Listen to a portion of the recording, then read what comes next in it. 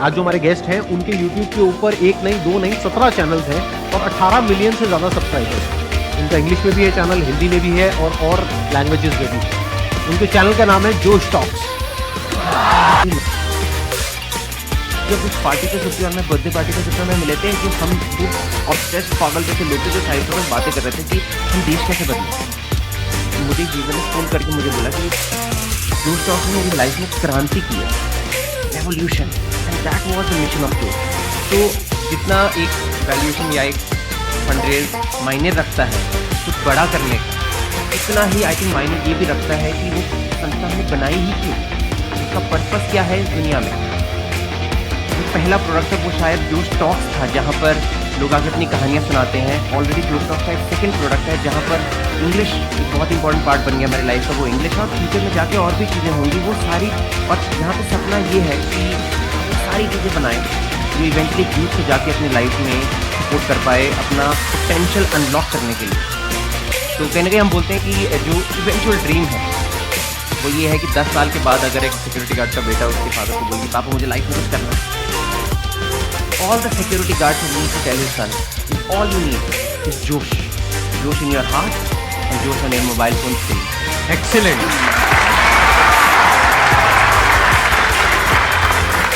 Business चला रहे हैं, रोज उतार चढ़ाव होते हैं और फेलियर तो बार बार ही आता है, बट वो फेलियर से डील करने की क्षमता बढ़ जाती है ओवर टाइम। बट जो पहला आई थिंक हमारा जो फेलियर था ना, जिससे मतलब रोने निकल गए थे, वो था जब हम लोग लीव कर रहे थे 2016 में, जो त्यागराज स्टेडियम में था। ब्रेकफास्ट पे मिले और उन्होंने बोला कुछ भी हो जाए ये इवेंट तो करना ही करना है। फिर हमने काफ़ी इंटरेस्टिंग चीज़ें करी, बट बेसिकली हमने क्या किया कि चलो स्पॉन्सर्स नहीं आ रहे तो खाने का मेला लगा देते हैं, लोगों को फूड स्टॉल्स बेचते हैं। 60-70 फूड स्टॉल लगे हुए थे, बिकॉज हम लोग 20-40 हज़ार जुटा के वो कॉस्ट पूरी करने की कोशिश कर रहे थे। बट आई थिंक एक चीज़ जो उससे ना उस पूरे दौरान मुझे एक बहुत बड़ी रियलाइजेशन हुई कि अगर आप किसी से मदद मांगो ना तो एक्चुअली लोग आपको मदद करते हैं। जो हमारे उस टाइम पे प्रोडक्शन वाले पूरा सेटअप था, उन्होंने आज तक हमसे पैसे नहीं लिए, बिकॉज जब उन्होंने जोश टॉक्स को देखा, जब वो वहाँ आए, उन्होंने ये एक्सपीरियंस किया, उन्होंने बोला कुछ नहीं होता, ये इट्स लाइक कि मैंने ज़िंदगी में कुछ अच्छा कर लिया and this is it for me.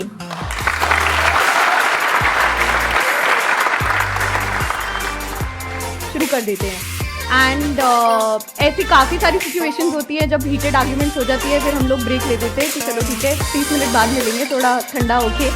फिर ज़्यादातर ऐसा ही होता है कि हम लोग दोनों सेम चीज़ ही कह रहे होते हैं, बस वो दूसरे शब्द में कह रहे होते हैं, इसलिए वो लड़ाइयाँ शुरू हो जाती हैं। बट एक बार आप उसको थोड़ा ब्रेक डाउन करो, थोड़ा टाइम दो एक दूसरे को और बोलने की वो स्पेस क्रिएट करो, तो अपने आप ही प्रॉब्लम सॉल्व हो जाती है।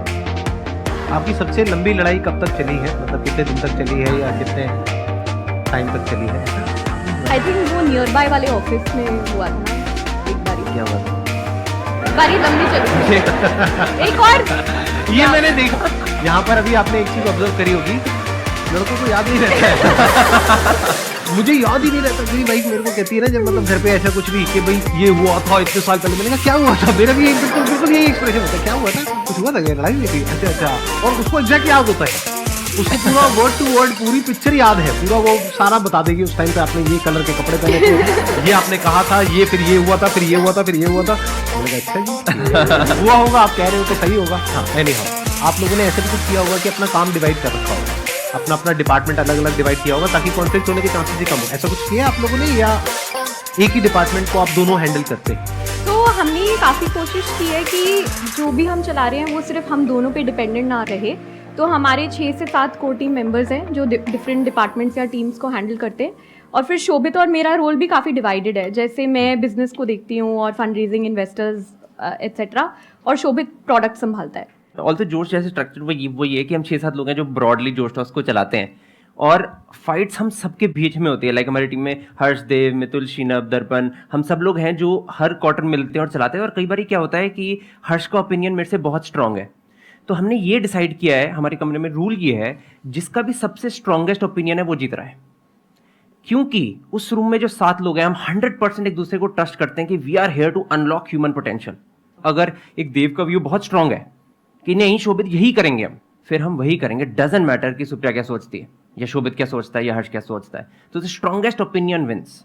That's the rule we have created and we get over it. आप दोनों की अपनी जोश टॉक है इन द सेंस कि मतलब आपने कभी खुद कोई टॉक कंडक्ट करी है अपने प्लेटफॉर्म पे? नहीं, तो अभी आपको तक तो घर का है, क्यों नहीं करते? मतलब घर की खेती है। मेरा होता मैं तो कभी नहीं छोड़ता। मैं तो हर टॉक से पहले 5 मिनट के लिए आ जाता। चलो डन, फिर आज हम संदीप सर से प्लीज प्रॉमिस करवा रहे हैं कि सर आके जोश टॉक देंगे.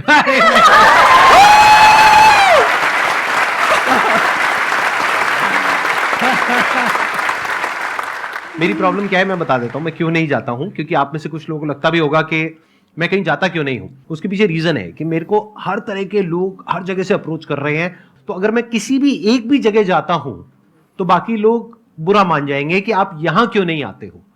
तो मैं सबको एक ही बात कहता हूं कि मैं कहीं भी नहीं जाता हूं, तो अगर मैं कहीं भी गया तो मैं गया। मेरा हो गया है पर्सनली, जो हमने तब करी थी और जो हम करते आ रहे हैं फॉर इनविटेशंस और लोगों को लाने के लिए, स्पेशली बिकॉज आपका ये फील्ड है, इसकी आप उन पे ना अटके रहिए, उनके नेटवर्क को मैप करिए। ठीक है कि अगर चलो मैं संदीप जी का एग्जाम्पल देती हूँ, बट अब हमको पता है संदीप जी की वाइफ कौन है, राइट? वो क्या करती हैं, वो कहाँ काम करती हैं, क्या हम उनको रीच आउट कर सकते हैं कि प्लीज जब आप घर पे डिनर खा रहे होगे तो एक बारी बोल देना उनको, जोश टॉक्स दे दे। बट ऐसे ही कर करके even from a professional space, अगर आप किसी फेमस सेलिब्रिटी को इनवाइट करना चाहते हैं तो आप उनका पूरा नेटवर्क को मैप करिए और देखिए कौन आपको एक वार्म इंट्रोडक्शन दे सकता है। And the second thing is कि मैं तो बहुत बड़ी बिलीवर हूँ लिंक्डइन और कोल्ड ईमेल्स में।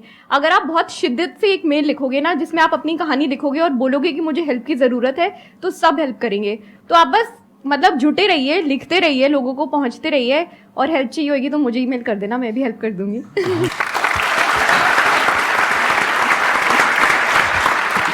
देखो मैं यहाँ पे थोड़ा सा ऐड करता हूँ कि क्या आसान होता है और क्या मुश्किल होता है। अगर आप प्रैक्टिकली रियलिस्टिकली चलोगे तो सब कुछ आसान है। अब प्रैक्टिकली रियलिस्टिकली चलने का मतलब क्या है कि अगर आज ये किसी को अप्रोच करेंगी, 10 में से 5 लोग हाँ कहेंगे, 10 में से 5 लोग ना कहेंगे। आज अगर आप किसी को अप्रोच करोगे तो 100 में से 1 हाँ कहेगा या कहेगी, 99 ना कहेंगे। अगर ये बात आपको पता है तो बहुत आसान है। 100 ईमेल भेजने में क्या देर लगती है? कितनी देर लगती है मुझे बताओ?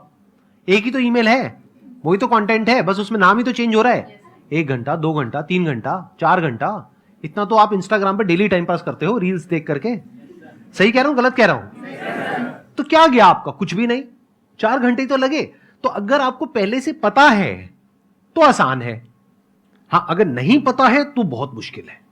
जैसे फॉर एग्जाम्पल आप यहां से दिल्ली से कहीं जा रहे हो, आपको पहले से पता है कि ये जो डिस्टेंस है ये 300 किलोमीटर है, तो बहुत आसान है। बट अगर आपको पता ही नहीं है कि वो कितना किलोमीटर है, तो हर 1-1, 2-2 किलोमीटर पे जाकर के आप रुक जाओगे। अरे आया नहीं, आया नहीं, ये क्या हुआ? हम इतना दूर आ गए, हम 50 किलोमीटर आ गए, अभी तक नहीं आया। तो अगर आपके जो गोल्स हैं वो रियलिस्टिक हैं, प्रैक्टिकल हैं, तो सब कुछ आसान है। फिर अपने माइंड में आप बिठा सकते हो कि 100 ईमेल्स भेजना आसान है। जब मैं आसान है बोलता हूं, मैं ये नहीं बोलता कि आपने 1 को भेजा और 1 से रिस्पॉन्स आना आसान है, नहीं। 100 ईमेल्स भेजना आसान है। 100 पे भी रिस्पॉन्स नहीं आए तो 100 और ईमेल्स भेजना आसान है। और जब 1-2 को आप अप्रोच कर लेते हो ना, तो धीरे धीरे एक नेटवर्क बनने लग जाता है। आज जैसे हमारा एक तरह का एक नेटवर्क बन गया है कि आज मेरे शो में जो भी लोग आए हैं, अगर उनमें से किसी की भी कॉन्टैक्ट डिटेल इनको चाहिए तो ये हमसे ले लेंगे, हमें किसी की कॉन्टैक्ट डिटेल चाहिए होगी तो हम इनसे ले लेंगे। तो बेसिकली एक नेटवर्क बन जाता है। जब आप किसी से मिलते हैं या आप उनसे कोई हेल्प लेते हैं तो आपको हमेशा दिमाग में ये ज़रूरी है रखना कि मैं उनकी कैसी हेल्प कर सकता हूँ या कर सकती हूँ, या मैं उनकी सहायता कैसे कर सकता हूँ। तभी एक रिलेशनशिप बनती है जो over a period of time last कर पाती है। ये नहीं है, क्या होता है ना, कभी कभी लाइक अभी काफ़ी लोग हम लोगों को भी मेल लिखते हैं, वो हमेशा होता है कि वो बस बिना किसी ऑब्जेक्टिव की हेल्प मांग रहे हैं या बिना किसी ऑब्जेक्टिव की चीज़ें मांगी जा रही हैं, तो उससे काम नहीं चलता। आप थोड़ा लाइक एक वेल डिफाइंड क्वेश्चन पूछो तो लोग आपको आंसर करेंगे। और हमेशा ये दिमाग में रखो कि इस रिलेशनशिप में मैं क्या वैल्यू ऐड कर सकती हूँ, इसको मैं क्या कैसे ग्रो कर सकती हूँ। Because at the end of the day everyone is just about relationships. जितना आप रिलेशनशिप को ग्रो करोगे उतनी ही सबकी तरक्की होगी। मैम मेरा क्वेश्चन आपसे है, तो मैंने खुद का अपना इंस्टीट्यूट स्टार्ट किया है अभी स्टार्टअप। यहाँ पे आपका पॉइंट एड्रेस कर रहा हूँ कि आप हाइट में छोटे हो, ये है वो है। तो हम ना एक मीटिंग में गए थे और ये फेसबुक के ऑफिस में मीटिंग थी। व्हाट्सएप के सीईओ इंडिया आए थे और उन्होंने कुछ इनवाइट किए थे कुछ लोगों को जो अच्छा चला रहे हैं, व्हाट्सएप फेसबुक अच्छे से यूज़ कर रहे हैं। तो वहाँ पे बहुत सारे लोग थे फैंसी कपड़ों में, ये सारा कुछ। और वहाँ पे सुप्रिया और मैं भी गए। और मैं साइड में बैठा था, मेरे को डर लग रहा था, इतने बड़े बड़े लोग हैं कमरे में, सब लोगों ने को कुछ कुछ बताना था थैंक यू करने के लिए व्हाट्सएप के बारे में, या उनको बताना कैसे यूज़ कर रहे हैं, सब ने बोला। और फिर एक बारी ना सुप्रिया की टर्न आई बोलने के लिए। सुप्रिया ने शायद 1.5 मिनट के लिए बोला सिर्फ, बट उस बात में इतनी डेप्थ थी, इलोक्वेंस थी कि उस व्हाट्सएप से ने फिर इन्वाइट किया सुप्रिया को मिलने के लिए। तो अगर आप में डेप्थ है ना, आप किसी की टेंशन मत करो, आप अपने आप पे फोकस करो, अपनी डेप्थ बनाओ और अपने आप को कॉन्फिडेंस करो कि आप कर सकते हो। जब टाइम आएगा ना, दुनिया देखेगी।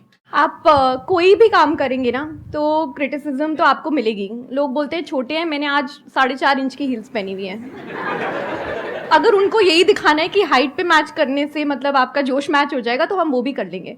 तो आप हमेशा अगर कोई आपको क्रिटिसाइज कर रहा है ना, उसको आप फेस वैल्यू पे लो।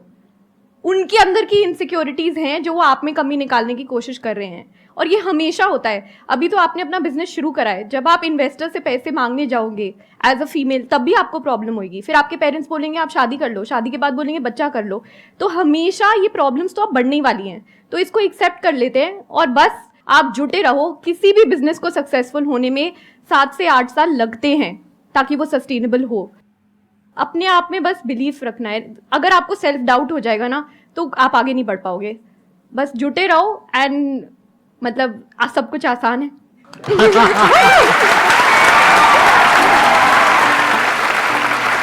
Thank you so much. Thank you so much.